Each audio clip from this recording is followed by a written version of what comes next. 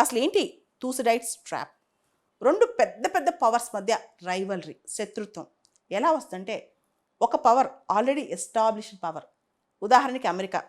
America has an established hegemon, అంటే America చాలా strong power. అమెరికాని టాప్ పవర్ అంటాం కదా, సూపర్ పవర్ అంటాం. ఇప్పుడు చైనా ఒక rising power, China competing power. China ఇప్పుడు అమెరికా కాంపిటీషన్కి వస్తుందని అమెరికాకి భయం. దాంతో చైనాని తొక్కేయాలని ట్రై చేస్తుంది. పాత రోజుల్లో ఒక ఎస్టాబ్లిష్డ్ పవర్ ఇంకొక పవర్ని తొక్కేయాలనుకుంటే యుద్ధం చేస్తుంది, వార్కి వెళ్తుంది, ఇంకేదైనా డిస్ట్రక్షన్కి వెళ్తుంది. కానీ ఇప్పుడు యుద్ధాలు అనేవి న్యూక్లియర్ ఎరాలో చాలా నష్టం. యుద్ధం చేసిన వాళ్ళకి నష్టమే, చేయించిన వాళ్ళకి నష్టమే. కాబట్టి అంత రిస్క్ తీసుకో. కోల్డ్ వార్ టైంలో కూడా అమెరికా రష్యా ఇద్దరు న్యూక్లియర్ వార్కి వెళ్ళా. తెలివిగా ప్రాక్సీ వార్స్, రకరకాల ఇండైరెక్ట్ వార్స్, ఒకరి దానిపైన ఒకరు ప్రెషర్ పెట్టుకోవడం, వెపన్స్ చూపించి భయపెట్టుకోవడం, ఇంతవరకే చేశాయి. ఇప్పుడు కూడా ఈ కాలంలో ఎకనమిక్ స్ట్రాటజీ అనేది, టారిఫ్ అనేది పెద్ద స్ట్రాటజీ, ట్రేడ్ అనేది పెద్ద స్ట్రాటజీ.